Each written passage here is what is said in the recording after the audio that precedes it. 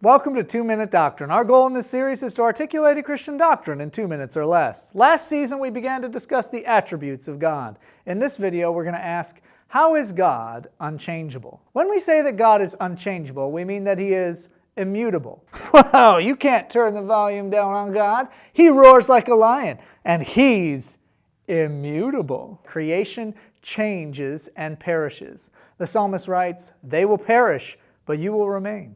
They will all wear out like a garment, but you're the same, and your years have no end." Why is it even important that God doesn't change? Since sin brings forth our decrepit age and overturns the whole work of God, it is proper to know that sin cannot last forever. Sin changes us and it wears us out, but God does not wear out. This means that our rest is in God and it's assured. We can enjoy Him and know that the storm-tossed waves cannot break upon Him. Oh, so God's not moved by evil? Saying that God is immutable doesn't mean that He's a stoic. However, God's immutability assures us that His justice does not have a sliding scale. God loves you, and that love does not adapt to modern culture. Well, isn't that a really old way of thinking? After all, as our culture grows, we ought to grow and change with it, as should our right and wrong. The belief that a more technological civilization is inherently more civilized than another one flows against the doctrine that all man is created equal. Since God does not change, He is immutable, mankind's value cannot be based on his own culture's advancements or his will to dominate.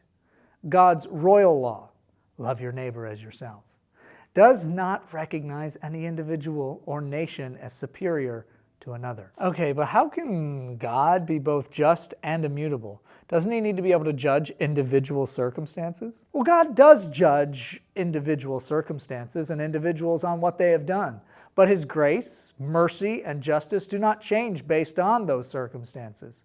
Puritan theologian Stephen Charnock puts it this way: "The sun always remains the same hue and is not discolored in itself because it shines green through a green glass and blue through a blue glass. The different colors come from the glass, not the sun. The change is always in the disposition of the creature and not in the nature of God or His will." Well, we hope you enjoyed this quick summary of a Christian doctrine. Please like and share for more videos just like this one. If you have a specific Christian doctrine you'd like us to cover, please leave it in the comments section below. Or blue through a bluegrass.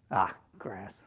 Bluegrass, as in Kentucky bluegrass music? Wait, no, that's a blue, but that's a mistake. We didn't mean that. Oh, don't worry. I think that's exactly what you meant. No, please, we don't need you to sing again. 5, 6, 7, 8.